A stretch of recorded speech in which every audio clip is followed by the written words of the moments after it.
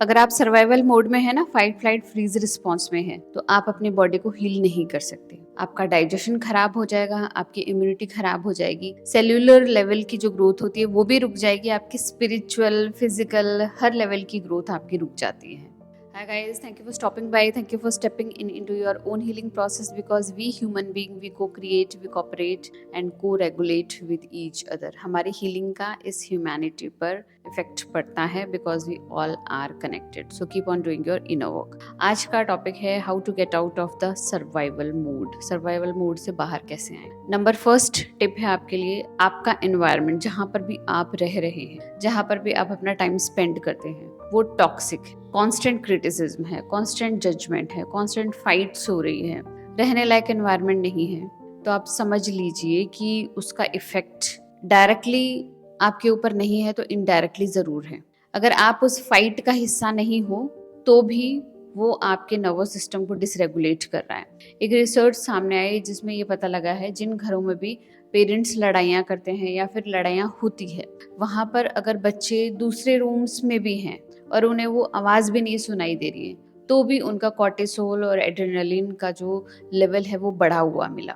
It means कि घर पे कहीं पर भी अगर माहौल अच्छा नहीं है, उसका फ़र्क आपकी साइकोलॉजी पर पड़ेगा, आपकी इस बॉडी पर पड़ेगा और आपकी बॉडी सर्वाइवल मोड में चली जाएगी, फाइट एंड फ्लाइट के मोड में चली जाएगी। बट अगर हम उस एनवायरनमेंट से बाहर नहीं आ सकते, हम नहीं छोड़ सकते, ऐसा होता है कई बार कि हमारा घर है, उसमें लड़ाई हो रही है बट हम उन्हें नहीं छोड़ सकते, तो क्या करें।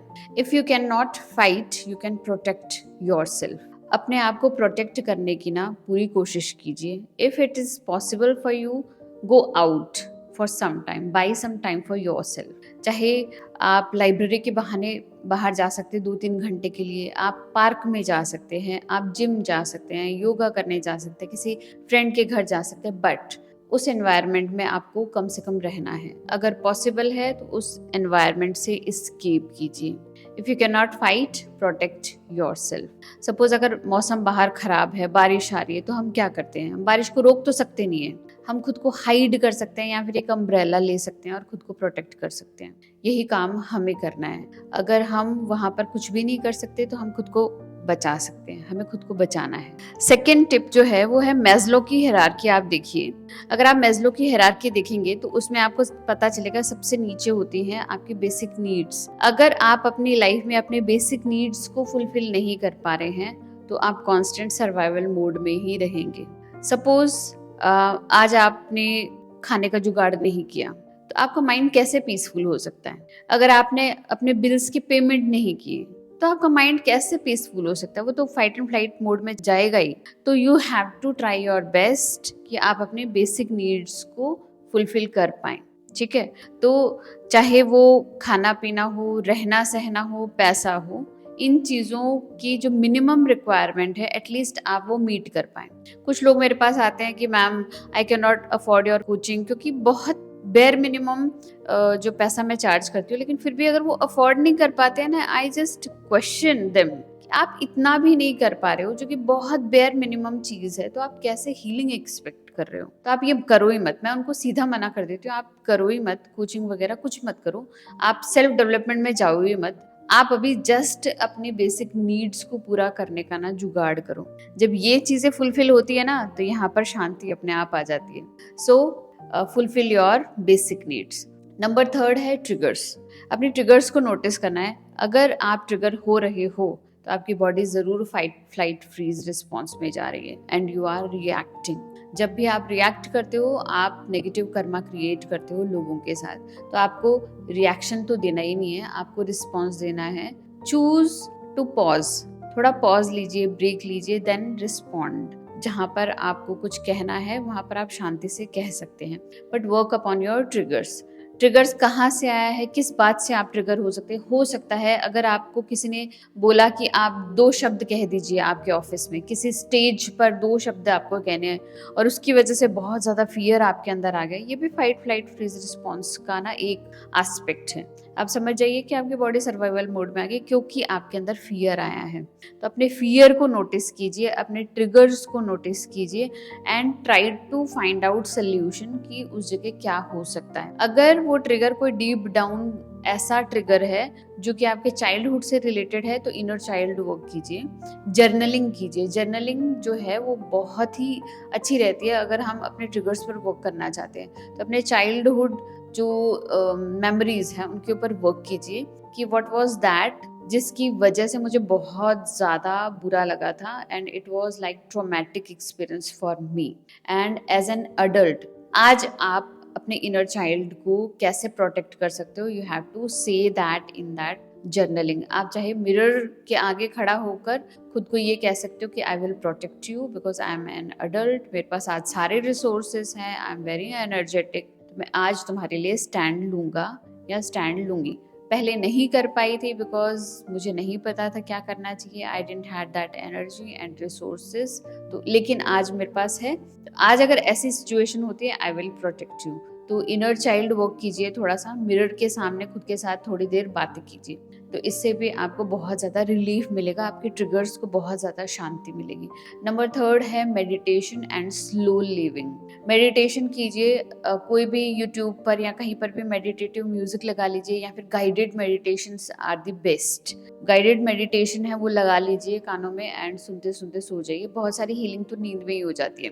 गाइडेड मेडिटेशन आपको रिलैक्स करती है, आपकी वेगस नर्व को एक्टिवेट करती है एंड ये रिलैक्सेशन की फीलिंग जो होती है ना आपके फाइट फ्लाइट फ्रीज रिस्पॉन्स को धीरे धीरे कम कर देती है। एंड स्लो लिविंग मतलब कुछ भी करना है बहुत स्लो करना है। फास्ट वॉक मत कीजिए, फास्ट काम मत कीजिए।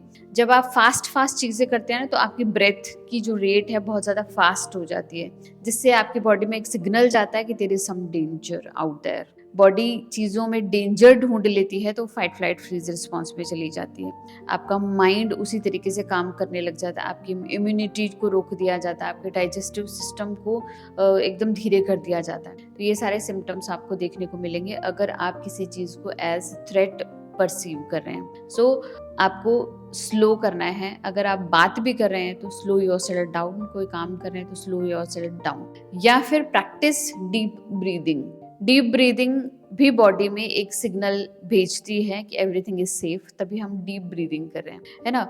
सपोज कुछ ट्रिगर आपके सामने आ गया है, किसी ने कुछ ऐसा बोल दिया जो बहुत ट्रिगरिंग है, आपकी हार्ट रेट को देखिए, आप ऑब्जर्व कीजिए, अपनी ब्रेथ रेट को ऑब्जर्व कीजिए। किसी से आपका झगड़ा हो जाता है तो आपकी ब्रेथ बहुत ज़्यादा फास्ट हो जाती है, हार्ट रेट बहुत ज़्यादा बढ़ जाती है। तो ये चीज़ें सिग्नल दे रही हैं कि बॉडी अभी एक्टिवेटेड मोड में है, फाइट फ्लाइट फ्रीज रिस्पॉन्स में।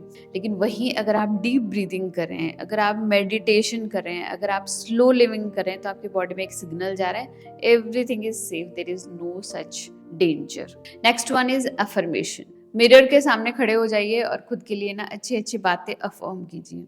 पॉजिटिव अफर्मेशन कीजिए that everything is safe and I am supported. खुद को ये विश्वास दिलाइए कि सब कुछ एनवायरनमेंट में सेफ है, कोई भी ऐसा डेंजर नहीं है। अगर डेंजर होगा तो हाउ यू आर रिसोर्सफुल। खुद को ये समझाइए कि you are resourceful enough, you are adult enough जो कि उस प्रॉब्लम से डील कर लेगा। तो इस तरीके से आपको मिरर में देखकर खुद को ये समझाना है that everything is safe. You can repeat the affirmation, I am safe and supported. Next one is self compassion and self love. अगर आपसे कोई गलती हो जाती है ना तो आपके अंदर एक गिल्ट आ जाता है, एक शेम आ जाता है। आपको ये गिल्ट और शेम लेकर अपनी बॉडी में स्टोर नहीं करना है, आपको इस गिल्ट और शेम को बाहर निकालना है, क्योंकि ये गिल्ट और शेम अगर आपके अंदर रह जाएगा ना तो ये ट्रिगर होता रहेगा, बार बार आपको एहसास दिलाता रहेगा कि आपने बहुत कुछ गलत कर दिया है, बहुत गलत है, इसलिए कोई आपके साथ बुरा कर सकता है, इसलिए आपके साथ बुरा कर्मा हो सकता है, दिस और दैट, जो भी आपके बिलीफ सिस्टम्स हैं। तो आपको शेम, गिल्ट, इस तरीके की फीलिंग्स जो है उनको प्रोसेस करना है। आपको सेल्फ कंपैशन दिखाना है कि इट्स ओके, गलती हर इंसान से होती है। अगर आपके अंदर कोई गिल्ट है, suppose I have some guilt कि मैं अपने बच्चों के साथ टाइम नहीं स्पेंड कर रही हूँ, तो गिल्ट सेज कि वो करना शुरू कर दो जो आपने पहले नहीं किया है। गिल्ट एक सिग्नल दे रहा है ना। गिल्ट और शेम से आपको ये पता चलेगा कि देयर इज समथिंग रॉन्ग जिसको आपको इम्प्रूव करना है। तो वहां पर इनर वर्क कीजिए और उस गिल्ट और शेम को प्रोसेस कीजिए, अपने बॉडी से निकालिए एंड खुद को बोलिए इट्स ओके, गलती हर इंसान से होती है, मुझसे भी गलती हो गई है and this is all about human experience, है ना। ह्यूमन की क्वालिटी में से कुछ क्वालिटी ये भी होती है एंड इट्स ओके। खुद को इट्स ओके बोलना शुरू कीजिए एंड सेल्फ लव, जहाँ पर आपको बाउंड्री रखनी है वहाँ पर आपको बाउंड्री रखनी चाहिए, जहाँ पर आपको नो कहना चाहिए वहाँ पर आपको नो कहना है, जहाँ पर आप किसी के लिए पीपल प्लीजिंग नहीं करना चाहते आप मत कीजिए, किसी के लिए आप ओवर गिव नहीं करना चाहते आप मत कीजिए। Try to do less for others and try to do more for your self. Self compassion खुद के साथ, सेल्फ लव खुद के साथ, ये बहुत इंपॉर्टेंट चीज़ें हैं जो आपको सूद करेगी। अगर किसी भी चीज़ की वजह से आप ट्रिगर हो गए या किसी ने कुछ ऐसे शब्द कह दिए जिससे आपको बुरा लगा है, तो अगर आप खुद को ये बोलेंगे it's okay, it's their karma, तो बात वहीं पर रिजॉल्व हो जाएगी। लेकिन अगर आप उसको पर्सनली ले लेंगे तो वो डीप डाउन आपके चली जाएगी और आपको हमेशा बुरा लगता रहेगा। इसलिए आपको खुद को माफ़ करना आना चाहिए and you have to always love your self. इसके लिए आप मिरर वर्क कर सकते हैं। मिरर वर्क में आप होपोनोपोन प्रैक्टिस कर सकते हैं जिससे आपका खुद से ना कनेक्शन डीपर एंड डीपर होता जाएगा। तो आई होप आज की वीडियो में मैंने कुछ टिप्स आपके साथ शेयर किए हैं जिसकी मदद से आपको पता चलेगा कि कैसे हम अपने फाइट फ्लाइट फ्रीज रिस्पॉन्स से या सर्वाइवल मोड से बाहर आ सकते हैं। And this is all about practice. आपको बहुत सारी प्रैक्टिस करनी है। Keep on doing your practice, keep on doing your inner work, ताकि आप खुद को हील कर लें एंड इस ह्यूमैनिटी में अपनी सर्विस दें आने वाले टाइम में। तो मिलते हैं ऐसे इंटरेस्टिंग वीडियो में, तब तक के लिए बाय।